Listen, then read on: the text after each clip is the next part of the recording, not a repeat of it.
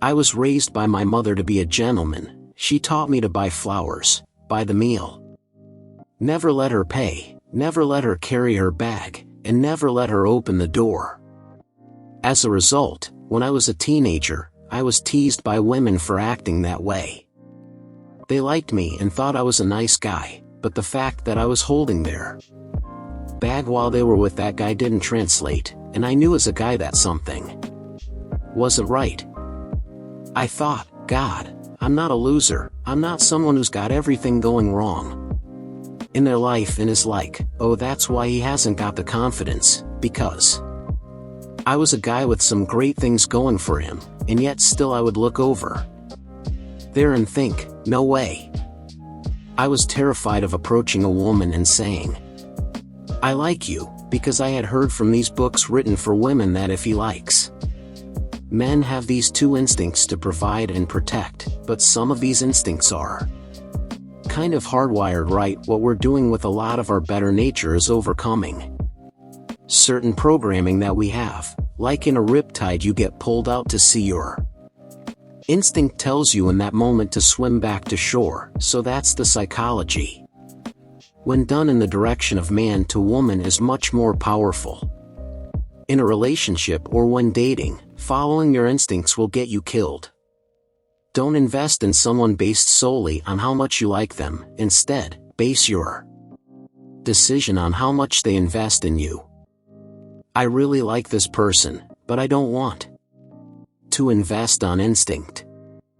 I need to swim parallel, which will make my journey longer. But once I'm out of the current, I can swim back to shore. What you need are two builders, two people who are going to build something here, and that requires two people to show up each day and lay brick of the brick of the brick of the brick and gradually but surely create a castle. Most people don't have that kind of dedication. This plot of land could be great because it's in the middle of a forest. Could be great because it's on the cliffs overlooking the ocean, but it's still just a plot of land. One of them might be willing to build, one might be a builder, and the other one might just really like the potential of this piece of land. Then there is someone who is.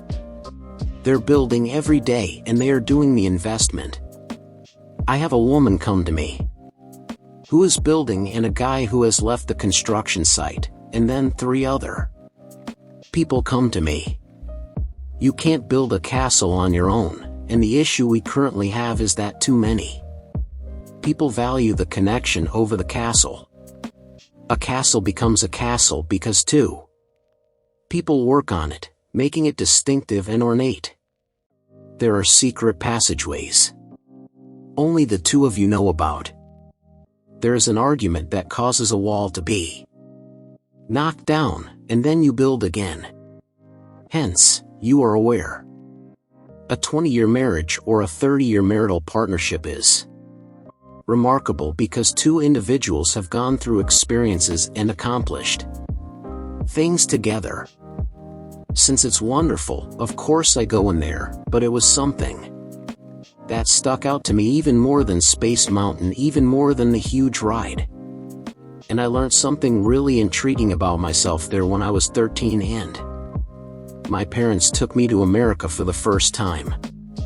It was the trash cans on some level that perhaps I wasn't able to fully explain at that age. I saw the trash cans and was moved by it, saying someone cared enough about this place to theme the trash cans. It moved me frequently in a breakup. Often, when people are going through difficult times with their partner or whatever the thing is, they think back to the fact that we had that amazing trip, but we had those amazing times. They go to these highlights. Since you probably only ride Space Mountain once or twice per day at Disney, how often do you use the trash cans? Every 20 minutes. Therefore, your relationship will be defined by the trash cans, not Space Mountain.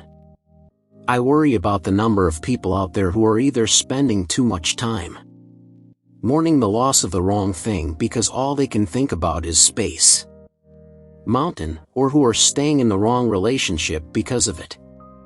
I recall once going through the most painful breakup of my life. I was really over it.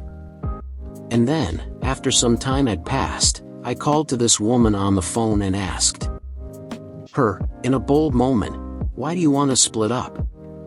When I first met you, you were the most ambitious person I'd ever met." She said, "I had never met anyone with such an ability to decide they want something and then get it," and she said it was so sexy. She said, "But as we got into our relationship, the more time passed, the less that was attractive." I asked, "What was it for you that I wasn't doing?" And she said, "You were boring." So I asked why I was boring. "Even in our free time, you were always on the phone or working on your laptop, talking about business and always speaking clearly. There was never anything else you had to say, and neither did we do anything impulsive or go on any adventures. You were extremely ambitious and knew how to get what you wanted, but you were also very one-dimensional. One quality can make you really attractive, but it won't keep someone interested in you. It can make you sexy, it can make you intriguing, but it can even make someone worship or idolize you if you pair ambition, say, with an ability to enjoy life. Now that person is really super sexy, but when you combine it with something eloquent, it becomes really super sexy, but when you combine it with something eloquent, it becomes really super sexy, but when you combine it with something, finding those mixes that make you think, oh my goodness, the person I was with last night, they were this and that, rather than that becomes not an attraction but an addiction. This is the case, and if you want to figure out why a certain ex was so tough to get over, look for the unusual combination that existed. There were some unusual pairings that gave you the impression that they were challenging to replace, and that's what frightens us. There's a great sense of entitlement these days where people feel like they're owed, and marriage is you've met the right person. I think there's also a great sense of rarity these days where people get really terrified of losing you, be the person that has the unique pairings that other people are terrified of losing. So it's all supposed to feel wonderful, and when it doesn't feel wonderful and when everything isn't working, there must be something wrong with this person, not with me, not with the effort I'm putting into this relationship. There must be something wrong with this person. It turns out they're not the one after all.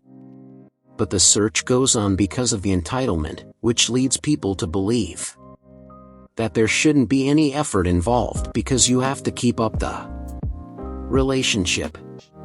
Tomorrow in a relationship, you need to have both love and desire. So how do I go about doing something that you didn't expect, or how can I get you to know me a bit less? Love isn't enough. Love is the emotion that drives me to want to be near you when I feel things for you. I want to know everything there is to know about you, including what you're thinking, what you're doing tonight, who your friends are, and how to get close to your mother. That is love, the desire to almost become one with you. But because desire only exists between two people, you only experience it when there is a gap, a sense of mystery, or when you are just getting to know someone. In this way, ironically, desire is what ultimately leads to love, because it is like, I want to get close to you because I don't have you, and when we do, we experience feelings of love rather than desire. However, now that your children have left for college and you have all this free time, everyone will tell you that you now have all this. I suggested, though, that because you've already spoken about everything and have been together, you won't have anything to talk about. People get very emotional about this and upset because they're like, what do you mean? Get to know my husband less? What do you mean use this time to spend some time apart? She go on vacation and you go on vacation and then come back and tell each other about it. Have that some space so that when you come back together there's a little mystery to it. It will be scary. This is why people get very emotional about this and upset. Additionally, acting as like you know everything about them is the end of the connection. We're going to have days and weeks where we're going through something very severe and our partner's duty is to show up, so you know. So if you truly care, and if you really are a team, you'll be able to trust each other, but you'll also be able to give each other room to generate that desire. But a blunt friend of mine once told me that sometimes you get to be needy, demanding, boring, and insecure, and then you don't. We get to be those things for a while before we stop when it becomes too much for someone else, but we need to be at the very least those things to demonstrate to our partners that we're committed to our own growth. I need to put in the work to be the most loving, confident person I can be in this world. We're so used to having everything in our home exactly as we know it, and having the wheel just turn in one direction all the time, that sometimes you have to do something new. It doesn't matter what it is necessarily, it just matters that it takes your brain to a different train of thought, a different idea, or a different moment.